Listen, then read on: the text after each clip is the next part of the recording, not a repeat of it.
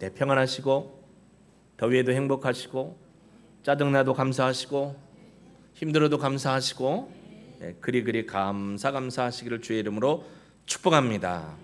지난주에 우리가 하나님을 믿음으로 삶의 혁명이 일어납니다 라는 말씀을 함께 나누었습니다. 하나님을 믿고 예수님을 고백하고 성령의 인도함을 받으며 사는 것은 사실 혁명입니다. 변화를 넘어서 혁명입니다. 그래서 우리의 뜻과 우리의 가치로 사는 것이 아니고 그분과 함께하는 삶을 살아가야 한다. 믿음의 사람에게 있어서, 성도님들에게 있어서 변화와 혁신의 삶이 나도 모르게 일어난다라는 사실을 살펴보았습니다. 그 연장선상에서 오늘 마태복음 5장 11절에서 12절까지의 말씀을 통해서 가치가 변화하는 삶, 즉 하나님을, 예수님을, 성령님을 내 주로 고백하고 믿음의 삶을 사는 사람들에게는 혁명적 변화가 일어나는데 우리의 행동뿐만 아니라 우리의 가치와 삶의 양식까지도 다 변화되게 된다라는 말씀을 나누고자 합니다. 여러분, 그리스도인이 된다라는 것은요, 새로운 피조물이 된다라는 겁니다. 우리가 너무나 잘 알고 계신 거죠. 여러분은 예수님을 믿고 어떻게 변화되었나요? 그 변화됐다라는 게 새로운 피조물이라는 건데 그 작은 변화만이 아니라 전인격의 변화가 일어나야 한다라는 거죠. 그래서 고린도후서 5장 17절 말씀에 보면 우리가 함께 보면 이렇게 얘기를 합니다. 같이 읽어볼까요? 누구든지 그리스도 안에 있으면 새로운 피조물이라 이전 것은 지나갔으니 보라 새 것이 되었도다. 여기 보면 새로운 피조물이다라고 완료형으로 써놨어요. 명명하기를 완전히 그렇게 된이라는 거예요. 그러면서 옛날 것은 지나갔다. 보라 새 것이 되었도다. 여러분이 새로운 것이 되었다라는 거예요. 이 새 것이 되었도다라는 새로운 피조물이라는 단어가 포이에마입니다. 포이에마라는 말인데 이 포이에마라는 것은 포이에오라는 말, 즉 만들어내다, 제작하다, 창조해내다라는 말에서 나온 말로서 포이에마라는 것은 뭐냐면 작품, 피조물, 창조된 물건이라는 게 포이에마입니다. 근데 사실 저와 여러분은 하나님이 아담과 하와를 만들 때 하나님의 형상, 첼렘을 따라서 하나님께서 만드셨어요. 죄악이 없던 인간, 창조된 인간들은 하나님과 에덴의 동산에서 기쁨을 누렸어요. 여러분, 에덴 동산의 복이 뭐냐면 창세기 2장 8절에서 15절에 보면 에덴 동산의 최고의 복, 오늘 예수님이 말씀하신 팔복의 가치가 있는 것과 똑같은데 에덴의 복과 팔복의 핵심은 뭐냐면 하나님과 함께 할 수 있다라는 거예요. 그게 진짜 복이라는 거예요.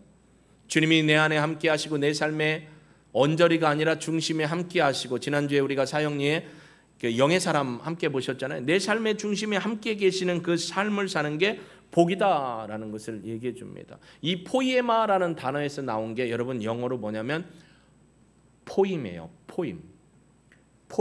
포임이 뭘까요? 여러분 구약성계도 나와요. 포임은 시를 얘기합니다. 시. 그러니까 포이에마라는 단어, 포이에오에서 포이에마가 나왔고 포이에마에서 영어가 포임이 나왔어요. 시라는 게 창작 활동, 창조해서 생각해서 만들어낸 작품이라는 게 시라는 단어죠. 그러니까 결국 하나님은 우리를 포이에마로 만드셨어요. 이 포이에마라는 게 뭐냐면 새로운 작품이라는 거예요. 에베소 2장 10절에 보면요, 우리가 이 땅에 창조된 이유가 나옵니다. 에베소 2장 10절에 보면 같이 한번 보실까요? 우리는 그가 만드신 바라 그리스도 예수 안에서 선한 일을 위하여 지으심을 받은 자니 이 일은 하나님이 전에 예비하사 우리로 그 가운데서 행하게 하려 하심이라. 아멘. 거기 보면 예수 안에서 선한 일을 위하여 지으심을 받은 자, 지음을 받았어요. 이게 포이에마예요. 새롭게 지음을 받았거든요. 새롭게 지음을 받았는데 이 지음 받은 목적이 뭐냐면 하나님의 선한 일을 위해 지음을 받았다는 거예요. 그러니까 새로운 피조물이라는 건, 포이에마라는 건 뭐냐면 그냥 짠하고 새로운 물건을 만들어낸 게 아니고 하나님의 목적과 하나님의 계획된 삶을 살아갈 수 있도록 하나님이 새롭게 만들어주셨다는 거예요. 아까 얘기했지만 천지 창조 때에 하나님의 형상을 담고 하나님과 에덴 동산에서 어떻게 했어요? 서로 알아가고 친밀하고 함께하는 삶을 살다가 죄라는 녀석이 와서 하나님과 우리의 관계를 쫙 깨버리니까 우리가 어떻게 했어요? 포이에마 됐던, 애초에 포이에마 됐던 게 깨져버렸어요. 그래서 하나님과 함께 할 수 없게 됐죠. 하나님과 어떻게 대치를 하게 됐어요. 같은 방향을 바라보든지, 그렇죠? 같은 방향을 이렇게 보든 이렇게 바라봐야 되는데 하나님과의 관계가 깨졌어요. 그래서 하나님과의 함께함이 끊어졌습니다. 그랬던 우리를 예수 그리스도를 이 땅에 보내심으로 하나님의 아들로서 메시아로서 이 땅에 육신을 입고 오신 예수님을 우리가 내 안에 모시게 됨으로 우리는 새로운 뭐가 됐다? 포이에마, 피조물이 됐다는 겁니다. 할렐루야. 그러니까 요한일서 5장 11, 12절에 보면 뭐라게? 아들이 있는 자에게는 뭐가 있고? 생명이 있고 아들이 없는 자에게는 생명이 없다. 제가 성찬식을 할 때 요한복음 6장 말씀을 함께 읽어드리잖아요. 생명의 떡을 먹고 생명의 잔, 보혈의 능력이 포도주를 먹는다는 건 예수를 우리 안에 모시고 영접했다라는 거예요. 그걸 고백하며 주님 앞에 서는 거죠. 영접한다는 게 뭐죠? 요한복음 1장 12절에 보니까 영접은 누가 문을 두드리면 어떻게 해요? 문을 열고 아는 사람이에요. 오기로 한 손님이에요. 모시는 거죠. 예수님을 우리 안에 주님으로 모시는 게 영접입니다. 그 영접한 자에게는 뭐가 있다고요? 생명이 있습니다. 생명이 있다 보니까 그 생명이 내 안에 주인이 되셔서 나를 싹 다 어떻게 해요? 유재석 씨가 뭐라고 했어요? 싹 다 갈아엎어 버렸어요. 그래서 새로운 존재가 됐어요. 할렐루야. 이게 따라해 보세요. 포이에마. 여러분 생각해 보세요. 싹 다 갈아엎어서 새로운 피조물로 확 바꿔졌는데 반만 피조물이 바뀌었다. 그럼 어떻게 될까요? 반만 됐다면, 예를 들면 이렇게 되는 거예요. 반만 이렇게 됐다. 여러분 보시기에 어때요? 너무 이상해요. 외모도 가잖아 농부 아저씨처럼 시커먼 데다가 옷을 반만 해갖고 이렇게 돌아다니면 사람들이 뭐라 할까요? 정상이 아니죠. 포이에마인데 완전히 뒤집혀서 돼야 되는데 이렇게 벗든, 얼마나 시원한지 모르겠네. 근데 이렇게 입든 완전한 모습으로 돼야 되는데 반만 되면 어떻다고요? 온전하지 않은 거죠. 그러니까 예수님을 통해서 우리 애를 완전히 포이에마로 바꿔주셨습니다. 그러니까 우리가 그 포이에마 된 삶을 살아가야 될 줄로 믿습니다. 그래서 그리스도 예수를 구주로 모시고 살아가는 존재이기 때문에 나를 예수님께 어떻게 해야 돼요? 싹 다 맞춰가야 돼요. 근데 우리는 내가 생각해놓고 내가 계획해놓은 인생의 틀에다가 예수님을 어떻게 해요? 드문드문 갖다 마치 조각조각 떼기를 갖다가 이렇게 갖다 그림을 그려놨는데 뭐가 된 거예요? 넝마주이가 막 모아갖고 온 것처럼 지저분하게 된 거예요. 아니에요. 지난주에도 얘기했지만 나를 갖다 성령 안에 예수님 안에 어떻게 해야 돼요? 풍덩 담가버려야 돼요. 이게 온전한 변화의 시작입니다. 근데 우리는 가끔 내 계획과 생각에 예수님의 부분적인 것만, 좋은 것만 갖다가 끄집어서 그림을 만들어놨더니 뭐가 됐어요? 그 그림이 온전한 그림이 될까요? 아니요. 그러니까 우리는 예수 그리스도를 믿은 존재이기 때문에 하나님 앞에, 성령님 앞에, 예수님 앞에 나를 갖다가 그냥 풍덩 담궈버리기를 주의 이름으로 축복합니다. 그렇다 보니까 내 삶의 방식과 가치와 패턴과 양식을 포기해야만 할 때가 참 많더라. 근데 그렇게 해야만 하나님이 주시는 어떤 관계, 진정한 행복의 관계, 복의 관계를 누리며 살 수 있더라라는 것을 다 경험하셨죠. 예, 그 삶을 살기를 하나님이 우리에게 원하고 계십니다. 당연히 뒤따르는 세상의 가치와 양식과 문화와 충돌을 하고 그 충돌하는 것 가운데 우리가 극복을 해야 기쁨이 됩니다. 제가 한 행동을 아는 사람은 뭔지 알 거예요. 그렇죠? 충돌을 하지만 기쁨이 돼야 돼요. 그러다 보니까 그리스도인은 새로운 삶의 양식으로 살아가야 합니다. 새로운 삶의 양식. 그게 바로 포이에마. 예수님은 우리에게 구별된 삶과 태도를 이 땅에 살아가도록 하십니다. 자, 한번 본문으로 가볼까요? 예수께서 무리를 모시고 산에 올라가 앉으시니 제자들이 나온지라 입을 열어 가르쳐 이르시되 여기는 어디냐면 가버나움 근처의 산 언덕입니다.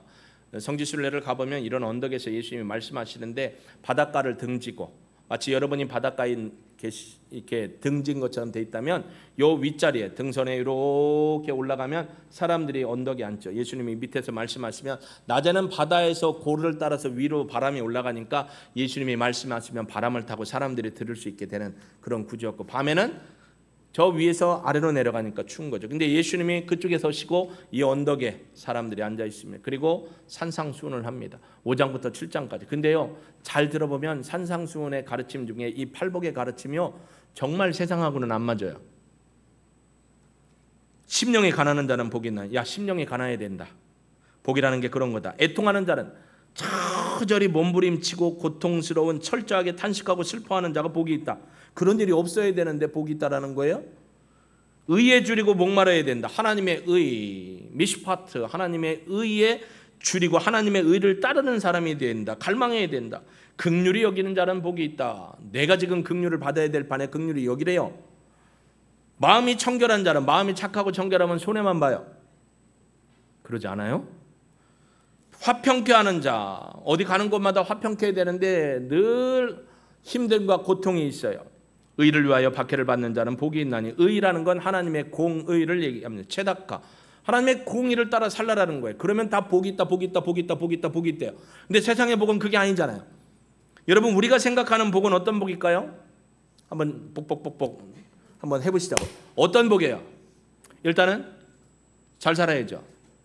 좋은 직장 잡으면 좋고, 좋은 학벌이 있으면 좋고, 우리 며느리 사위를 볼 때도 인물 좋고 키 크고 돈 있고 강남에 아파트도 있고 훌륭한 직장도 있고 출세를 하고 우리 자녀들이 학교도 잘 다니고 하는 일마다 잘 되고, 뭐 우리는 이걸 다 하나님이 주신 복입니다, 복입니다, 복입니다, 복입니다, 복입니다, 복입니다, 복입니다 이러기를 한단 말이에요. 근데 하나님이 말하고 예수님이 말하는 복은 죄송합니다만 그게 아니에요. 그러니까 충돌이 일어나는 거예요.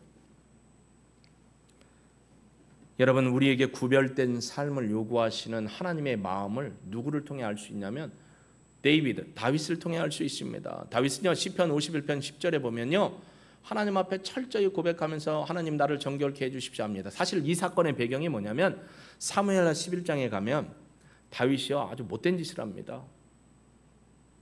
우리아의 아내인 바세바를 취하합니다. 그래놓고나 우리아가 자신의 친위 대장으로서 군사력의 지도자예요. 리더십을 가진 사람이에요.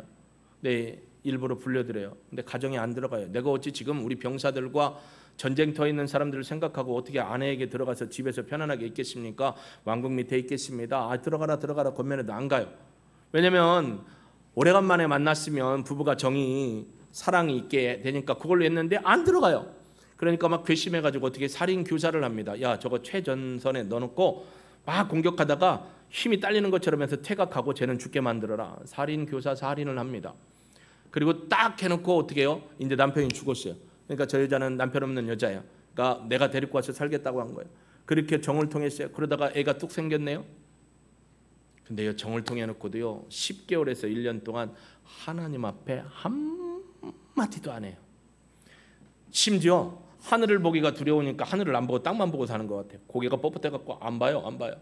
보면 괜히 하나님 앞에 본인이 죄인이라는 걸 아니까 1년 가까이 그럽니다. 하나님이 그러니까 어떻게 하시냐면, 잘 보세요. 시청각 이렇게 누르십니다. 누르면 어떻게 되죠? 들어가죠. 여러분 안 보이시죠? 눈이 밝을 자는 볼지어다. 들어가요. 다윗이 뭐라고 해요? 내가 하나님 앞에 죄 가운데 있었는데 고백을 하지 않고 회개하지 않았더니 하나님이 나를 짓누르는데 뼈가 상하고 진액이 마르고 내가 정말 죽겠습니다. 그래놓고 고백하는 거예요. 한번 보실까요? 시편 51편 10절 같이 읽어봅니다. 시편 시작. 하나님이여, 내 속에 정한 마음을 창조하시고 내 안에 정직한 영을 새롭게 하소서. 하나님, 내 방식대로 내가 범죄하고 그걸 숨기려고 하고, 그래서 살인도 저지르고 악한 일도 저지르고. 원래 다윗의 책사였던 아히도벨이 그 밧세바의 할아버지잖아요. 아히도벨이 열받았어요. 그래갖고 말은 안 하고 두고 보자 했는데 다윗의 아들이 반란을 일으키니까 아히도벨이 반란을 일으킨 아들한테 붙어요. 그래서 막 조언을 하고 했는데 아들이 또 그걸 안 들어주네. 그러니까 막 집에 돌아가서 어떻게 했어요? 그렇게 됐어요. 이런 안타까움에 빠졌는데 그가 이제야 돌이켜 회개하는 게 뭐냐면, 하나님, 내 속에 정한 마음을 창조하시고 내 안에 정직한 영을 새롭게 없어. 아니 죄를 저지르면 바로 하나님 앞에 회개해야 되는데 1년 가까이 하늘을 우러러보지도 않고 회개하지도 않고 이러다가 내가 진액이 눌려 마르고 뼈가 상하고 힘들어 죽겠습니다. 하나님 살려주십시오. 잘못했습니다. 이러고 뭐라고 하냐면 내 삶과 내 방식대로 사는 게 아님을 깨닫습니다 하고 나를 바꿔주십시오 라고 얘기합니다. 의식과 또 의지의 전환만으로 우리의 삶이 바뀌는 것은 완전해지지 않습니다. 조금은 바뀔 수 있어요. 우리가 코칭을 하지만 코칭도 신압으로 조금씩 해야 1년에 또 2년에 10년에 이렇게 변화가 오는데 의식과 의지가 전환된다고 우리의 삶이 바뀌는 게 아닙니다. 아까 얘기했지만 우리 자신이 누구에게 푹 들어가야 돼요? 하나님 앞에 충만함으로 들어가야 할 줄로 믿습니다. 그러니까 우리의 삶의 주체가 내가 되면 안 돼요. 누가 돼야 돼요? 하나님이 되셔서 내 삶을 바꾸어 가실 때 그게 바로 포이에마, 새로운 작품, 새로운 피조물의 삶을 살게 되는 것입니다. 그때에 우리의 언어도 바뀝니다. 우리의 생각도 바뀝니다. 우리의 행동도 바뀌더라고요. 어떤 분들은 신실하게 예수님을 믿으면서 말이 바뀌기 시작합니다. 배려하기 시작합니다. 연약한 자를 돌아보는 일에 마음을 같이 하는 모습을 보게 됩니다. 우리의 삶의 양식이 바뀌는 거 누구를 통해서 바뀌느냐? 주 예수 그리스도를 통해서 바뀌는 줄로 믿습니다. 그래서 우리의 삶은 우리의 삶의 양태와 양식은 바뀌게 되어 있다라는 것입니다. 그래서 예수님은 팔복은 예수를 믿으려는 사람들을 무척 당황스럽게 만듭니다. 왜냐? 이 팔복은요 세상의 가치하고 전혀 안 맞아요. 이렇게 살면 손해봐요, 미움받아요, 또 뭐예요? 온전해질 수가 없어요, 나만 괴롭힘을 받아요, 어려운 일입니다. 그리고 당시에 이런 로마 시대에 복이라는 말과 예수님이 말씀하신 복의 개념이 너무 다르다 보니까 갈등을 하게 되는 거예요. 갈등을 하다 보니까 어떻게 되는 거죠? 따라가야 되나 말아야 되나. 아까 제가 옷 얘기 보내드렸잖아요. 쉽게 걸쳐야 되나 입어야 되나 벗어야 되나 고민하는 겁니다. 여러분 중요한 건요, 예수 그리스도를 따라 믿는다는 믿음의 전제는요 세상에서 욕먹을 미움받을 용기를 갖고 사는 것이다 라는 겁니다. 새로운 도전과 새로운 용기와 힘이 필요해. 근데 세상에 손가락질하는 소리 많이 들어요. 조롱하는 소리도 들어야 돼요. 손해를 보는 것도 많아요. 그러니까 미움받을 용기를 가진 사람이 참된 그리스도인이다라는 것을 깨닫게 됩니다. 여러분 지금껏 살아온 삶이나 바람들, 소망들이 예수님의 말씀과 정면으로 충돌한다면 어떻게 해야 될까요? 어떻게 하면 충돌한 상황에서 충격이 덜하고 하나님의 기쁨이 될 수 있을까요? 그것은 바로 하나님 나라의 복음대로 사는 것입니다. 하나님 나라의 방법대로 사는 것입니다. 장사꾼은요 절대 손해보고 장사 안 합니다. 그러죠? 이득을 봐야죠. 이득 없이 그냥 주면 뭐예요? 구사리 먹어요. 사장님한테 왜 그렇게 했냐고 당장 잘립니다. 하나님은 절대 여러분에게 손해보게 하시지 않습니다. 하나님이 그렇다고 장사꾼 아닙니다. 하나님은 여러분을 창조하시고 구원하시고 보호하시고 인도하시고 이끄시는 살아계신 하나님이십니다. 그래서 오늘 본문에 보면 이런 자가 복이 있다, 이런 자가 복이 있다. Blessed are 누구누구, Blessed are 누구누구, Those who 누구누구. 이런 사람들은 복이 있다. 그러나 이 복이 과연 어떤 복이냐 이거예요. 이 복이 과연 어떤 복일까요, 여러분? 아까 에덴 동산에 창세기 2장 8절에서 15절 얘기했잖아요. 우리의 복은 뭐라고요? 하나님과 함께하고 동행함이 복이다라는 거예요. 결국 이런 세상으로 가치로 보면 손해보는 것 같고 미움을 받는 것 같고 어려움을 당하는 것 같고 이득이 없는 것 같다도 하나님께서는 이러한 믿음의 삶을 사는 자에게 진정한 하나님의 은혜의 동행의 복으로 함께 하신다라는 것을 우리에게 깨우쳐 줍니다. 사실 여러분이 일상의 직장에서나 사회에 살아가면서도 그분들과 우리하고 믿지 않는 분과 우리하고 가치가 달라서 부딪히는 경우가 많고 아니면 내가 포기를 하거나 내가 이해를 하거나 그냥 이대로 살지 뭐라고 하며 지금도 지내고 있는 경우가 많을 것입니다. 하나님의 복. 아까 포이에마가 뭐라겠죠? 하나님의 목적과 계획에 맞도록 새롭게 창조됐다겠어요. 하나님의 목적과 계획. 여러분 한 사람 한 사람에게 하나님의 목적과 계획을 주셨습니다. 여러분 한 사람 한 사람에게 하나님의 목적과 계획을 주셔서 새롭게 태어나게 하셨습니다. 그 목적을 통해서 하나님 앞에 영광 돌리며 하나님이 우리에게 충만한 기쁨으로 화답하시고 우리의 삶 가운데 임마누엘의 은혜로 함께 하시는 것, 바로 이게 복입니다. 여러분 당시 제국에서 통용되던 관용이라는 개념은요, 서로 주고받는 것이었어요. 관용, 여러분 주보에도 넣었지만 관용이라는 개념이 서로 주고받는 것이다. 근데 어떤 사람끼리 주고받느냐? 관용의 라틴어 원어는 뭐냐면 리베랄리타스라는 거거든요. 라틴어가 리베랄리타스라는 건 뭐냐면 나눔이라는 것인데, 언젠가 보답할 수 있는 사람에게 먼저 무언가를 주는 행위. 내가 이렇게 먼저 나누는 건 저 사람이 나보다 훌륭하고 넘쳐서 나에게 언젠가는 복으로 함께하고 나눠주겠지라는 쉬운 얘기로 밑밥을 던지는 게 리베랄리티스예요. 로마 시대의 관용, 로마 시대의 긍휼이라는 거 뭐냐면 나에게 나중에 뭔가를 돌려줄 수 있는 사람에게만 주는 걸 관용과 긍휼이라고 했어요. 근데 예수님이나 하나님은 우리에게 뭐라겠죠? 너는 가서 고아를 돌아보고 과부를 돌아보고 나그네를 돌아보고 외국인 노동자를 돌아보고 탈북자를 돌아보고 길거리에 휴지 줍는 어르신 돌아보고, 웬만하면 해도 되는데 우리가 참 날씨가 이래서 안 해요. 요 바깥에도 보면 저희 동네에도 휴지를 줍던 어르신이 지금은 안 계시는데, 휴지를 줍는 분이 계시면 할머니 추우시죠, 더우시죠, 따뜻한 거 시원한 거 드리기도 하고, 일하시는 분, 그분들 보면 드리면 좋죠. 어제도 제가 병원에 갔다 왔는데, 병원에 보면 그 지하로 내려가는 주차장에 보면 거기 주차 이 통제 라인 안에 조그만 부스에 어르신이 계신데 행동이 조금, 몸이 아프셔서 행동이 좀 굼뜨셔요. 그러면 찬찬히 기다려야 돼요. 그러면 한참 만에 걸어 나오셔요. 종이를 주시면 그걸 갖고 도장을 찍고 와요. 근데 올라가서 보고 일을 보고 주차장에서 다시 나오는데, 약국에 들렸다 오면 약국에서 항상 뭘 주냐면, 뭘 줄까요? 네, 바카스 좋아하는 사람 바카스 드시고, 비타500 좋아하는 사람 비타민을 줘요. 원비디나 아니면 비타500을 줘요. 그럼 저는 이거 별로 안 좋아해요.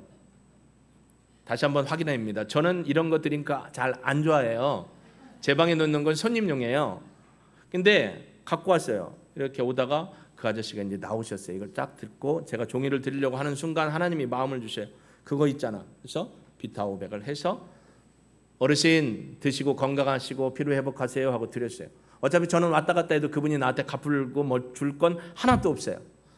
예를 들면 그런 거예요. 내가 누군가에 베풀었을 때 하나님의 법칙, 예수님의 법칙은 나에게 갚을 수 없는 사람, 내게 도움을 주거나 사례를 할 수 없는 사람에게 주는 거예요. 근데 당시의 사람들 아니에요. 내가 줘서 밑밥 던져서 떡밥 던져서 저 사람이 그걸 먹고 나에게 더 많이 줄 걸 기대하고 베푸는 걸 뭐라고 했다고요? 리베랄리타스라는, 리베랄리타스, 긍휼, 관용이라고 했어요.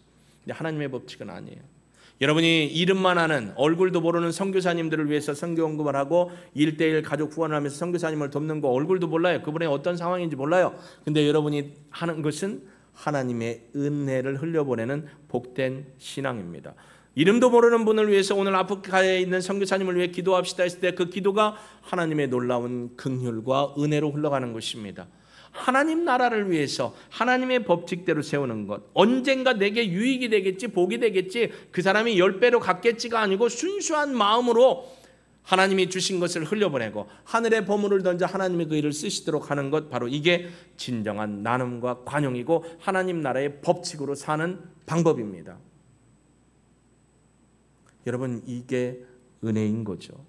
보답할 수 없는 분들에게 도움의 손길을 주거나, 사랑받지 못하고 있는 분에게 조용히 그 자리에 뭔가를 놓고 오거나, 아니면 나를 미워하고 싫어하는 원수 같은 사람이 병원에 입원했다가 하면 아이고 잘됐다, 오늘 밥이 왜 이리 꼬숩고 맛있냐, 아이, 이러지 마시고 드링크라도 하나 사갖고 가든지, 나를 미워하고 평소에 그래서 막 내가 힘들지만 내가 먼저 찾아가서 누구누구 힘들지, 아프지, 어떡하다 이렇게 됐어, 아유 내 마음이 찢어지는 것 같네 하면서 기도라도 해주고 오는 게 뭐라고요? 하나님의 긍휼의 법칙입니다. 세상의 법칙이 아니라는 겁니다.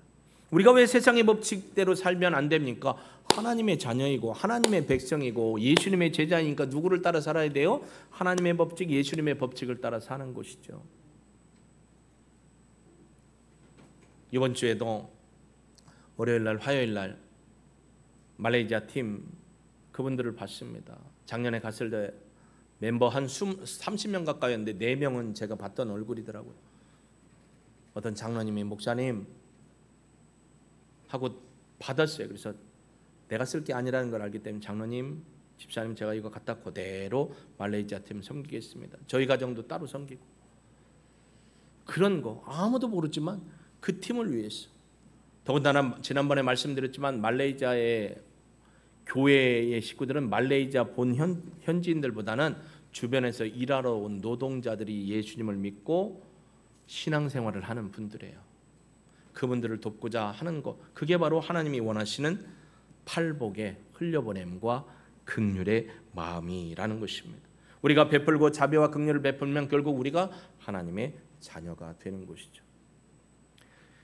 여러분, 결론적으로 얘기하면 하나님은요, 세상의 통념인 리베랄리타스 앞에서 새로운 가치를 우리에게 심어주고 있습니다. 그렇게 사는 게 아니고 하나님 나라의 법칙으로 살아야 된다. 그래서 마태복음 5장 46절과 48절에 보면 우리에게 분명히 이렇게 말씀을 해주십니다. 한번 같이 읽어보실까요? 시작. 너희가 너희를 사랑하는 자를 사랑하면 무슨 상이 있으리요? 세리도 이와 같이 아니하느냐? 또 너희가 너희 형제에게만 무난하면 남보다 더하는 것이 무엇이냐? 이방인들도 이같이 아니하느냐? 그러므로 하늘에 계신 너희 아버지의 온전하심과 같이 너희도 온전하라. 아멘. 여기 보면요, 예수님이 이렇게 말씀하십니다. 너희가 너희를 사랑하는 자를 사랑하면 무슨 사랑? 야, 사랑받을 만한 사람 사랑하는 거 당연한 거야. 세리들도 이러고 깡패들도 이래. 너희가 너희 형제에게만 무난하면 남보다 더하는 것이 뭐냐? 목장 식구들, 늘 가까이 하는 사람, 친한 사람만 무난하고 안부를 묻고 찾아가고 하면 다른 사람들, 믿지 않는 사람들보다 더한 것이 뭐가 있느냐? 이방인들도 똑같이 한다. 심지어 여러분, 깡패들도 지들끼리는 친해요. 아줌마도 칼을 들고 깡패도 칼을 들어요. 아줌마의 칼은, 주방장의 칼은 유익한 칼이에요. 깡패들이 드는 칼은 곤란해요. 그렇죠? 아줌마도 칼을 잘 쓰고 얘들도 칼을 잘 써요. 여러분, 하나님의 은혜 안에서 하나님이 우리에게 주신 건 우리가 뭔가를 베풀었을 때 우리에게 갚지 못하는 사람, 우리에게 뭔가를 줄 수 없는 사람, 그런 분들을 돌아보고 아끼고 사랑하고 흘려보내주고 그분들을 주의 이름으로 섬기는 것, 오른손 왼손이 하는 걸 서로 모르게 하는 것, 그것도 똑같은 얘기죠. 누군가를 베풀었어도 가만히, 누가 뭐라고 했냐면 가만히 사랑으로 할 수 있는 전제, 이게 바로 하나님 나라의 가치로 살아가는 것이라는 겁니다. 여러분의 삶은 어떻습니까? 세상의 가치와 하나님 나라의 가치가 아직도 이렇게 갈등을 많이 할 겁니다. 저도 그렇겠죠. 갈등하는 속에서 바라기는 하나님 나라의 가치로 세상의 가치를 덮을 수 있는 풍성한 포용력과 믿음의 순전함이 있길 주의 이름으로 축복합니다. 하나님 나라의 방법대로 사는 게 제일 편해요. 근데 힘은 들어요. 그러니까 뭐가 필요해요? 용기가 필요하고 도전이 필요하고 모험이 필요한 겁니다. 누구나 잘 살고 싶습니다. 편하게 살고 싶습니다.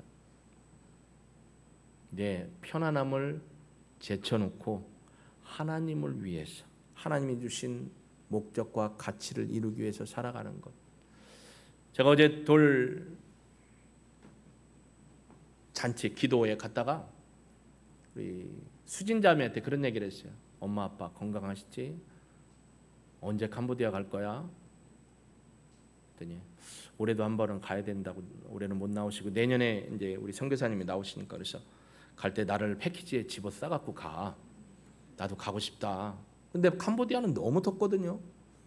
두 분이 느지막이 목회하시고 선교하시고 캄보디아 그 시골 동네로 사역하러 가셨어요. 여러분, 저 같으면 못했을 거예요. 근데 담대한 믿음을 가지고 가서 언어 힘든 과정 배우고 지금도 사역을 하고 계십니다. 참 둘러보고 싶고 가서 용기를 드리고 싶은 마음이 많습니다. 그런 선교사님들을 돌아보고 홀로 계신 사모님들도, 홀로 계신 목사님들도 참 많고 어려운 이웃도 참 많습니다. 병들어 지친 분도 많습니다. 노인정에 한 달에 한 번씩 강식 꼭 엄마 이름으로 하세요. 하셔야 돼요. 엄마를 위해서. 시골 마을에 엄마 혼자 사시면 어머니에게 노인정을 왔다 갔다 하면 엄마 이름으로 한 달에 한 번씩 간식을 넣어드리세요. 어머니가 좀 기가 좀 이렇게 살도록. 여러분, 중요한 건 하나님의 것은, 하나님이 주신 것은 흘려보내라고 준 거예요. 내가 가지고 갈 수 있는 건 아무도 없습니다. 여기에 보면 다시 한번 본문을 봅니다. 마태복음 5장 46, 48. 너희가 너희를 사랑하는 자를 사랑하면 무슨 상이 있느냐? 물론 사랑, 이것도 사랑인데요, 상은 없다라는 거예요. 세리도 이같이 한다. 또 너희가 너희 형제에게만 무난하면 남보다 더하는 것이 뭐가 있느냐? 이방인들도 형제들은 돌아본다. 그러므로 하늘에 계신 너희 아버지의 온전하심과 같이 너희도 온전하라. 이 온전하라는 단어가 텔레이오스라는 단어입니다. 텔레이오스라는 건 구약의 두 의미를 끄지고 온 거예요. 텔레이오스라는 것은 샬렘이라는 단어를 가지고 온 거예요. 샬롬이 아니고 샬렘. 샬렘이라는 단어가 뭐냐면 결여됨이 전혀 없는 온전함. 그러니까 부족함이 전혀 없는 온전함이 샬렘이에요. 그리고 타밈이라는 단어는 흠이 없는 정결함이에요. 그러니까 하나님은 부족함도 없고 흠도 없고 온전하시고 완전하다. 근데 하나님의 온전하심처럼 너희들도 온전, 텔라이오스에라. 근데 사실 여러분, 우리가 온전할 수 있나요? 내 의지를 가지고 온전할 수 있어요? 우리가 도덕적으로 윤리적으로 온전할 수 있어요? 그걸 얘기하는 게 아니에요. 여기서 텔레이오스, 하나님은 흠도 없고 부족함도 없고 거룩하신 분인데, 우리가 하나님의 온전하심에 참여하라는 건 절대적인 하나님의 말씀 속에서 하나님과의 관계, 즉 아브라함이나 모세나 여호수아나 다윗이나 욥이나 하나님과의 온전한 관계를 맺고 하나님의 말씀을 따라 동행하는 삶을 살아가면서 내 의지와 방식을 내려놓고 하나님의 방식으로 말씀에 순종하며 자원하는 기쁨으로 살아가는 게 텔레이오스예요. 그럴 때 우리가 도덕적으로 윤리적으로 깨끗하다는 게 아니고 하나님과의 관계 속에서 우리가 하나님을 닮아가는 온전함에 이르게 된다라고 성경은 우리에게 얘기하는 거예요. 그러니까 하나님의 온전함을 따라 온전하라는 건 우리가 흠이 없고 점없는 존재가 되라는 게 아니고 예수의 피로 덧김을 받았으니 하나님이 주신 말씀 안에서 그분과 함께 친밀함을 유지하며 동행하면서 하나님도 사랑하고 이웃도 사랑하고. 할렐루야. 마태복음 22장 37절에서 39절에 있는 것처럼 하나님 사랑 첫째, 또 두 번째 이웃 사랑의 삶을 실천하라라는 것입니다. 지금도요, 지난번에 부산 갔다 서울역에 11시 6분에 도착을 했어요. 내려가지고 걸어오는데 그때부터 벌써 이제 그 바깥에 광장에 자리를 펴고 누우시더라고요. 박스 옷 하나 덮고 뭔가를 하나 드리고 싶었어요. 놓고 오고 싶었어요. 근데 너무 많으시더라고요. 우리는 지나오면서 불결해 지저분해라고 말할 것이 아니라 그분 안에 있는 거, 저분은 어떻게 해서 저 자리에 계실까? 예전에는 어떤 삶을 사셨을까? 어떤 일을 하셨을까? 안 되고 딱한 마음을 실천해 보는 것이 어떨까요? 여러분, 진정한 믿음은 오늘 말씀처럼 텔레이오스, 하나님의 은혜 안에서 포이에마의 믿음의 삶을 사는 것입니다. 하나님이 우리를 만들어 주시고 구원해 주신 목적, 분명한 목적. 저는 하나님이 주신 목적 가운데 목회자로서의 목적을 살아가고, 여러분은 하나님이 주신 삶 가운데 성도로서의 삶을 살아가고 계십니다. 진정한 이 목적을 통해서 하나님 앞에 영광 돌리고 우리의 삶이 하나님 앞에 기쁨이 되는 진실한 삶의 동역자로 여러분 서가기를 원하지 않으십니까? 함께 가시기를 주의 이름으로 축복합니다. 우리가 그러한 믿음의 삶을 살 때요, 우리의 이 믿음의 삶, 하늘나라의 가치와 양식과 말과 행동으로 살아가다 보면 이것이 선한 영향력에 대해서 한 사람 한 사람들이 주께로 돌아오는 놀라운 씨앗이 될 줄로 믿습니다. 여러분, 선한 능력으로 사는 것, 포기하지 않고 사는 것, 바로 내 말과 행실이 예수를 전함으로 살 때 사람들이 나에게 와서 묻기를 당신은 어떻게 그렇게 살 수 있습니까? 물으면 뭐라고 대답하면 되죠? 예수님이 내 안에 계시기 때문입니다. 할렐루야. 그런 고백을 하면 선한 능력으로 살아가기를 주의 이름으로 축복합니다. 우리 찬양 드리고요, 하나님, 제가 하나님 앞에 거룩한 믿음으로 하늘나라의 거룩한 삶의 원리로 살아가도록 성령의 충만함으로 덧입혀 주시고, 나 자신이 하나님 앞에 풍덩 빠져서 하나님의 가치를 따라서 하나님과 친밀함에 동행을 하며 살아가기 원합니다. 또 선한 능력으로 복음을 전하면서 믿지 않는 가족이나 이웃들이 저를 통해서 하나님 앞에 나오기를 원합니다. 결단과 소망의 기도 하나님 앞에 드리겠습니다.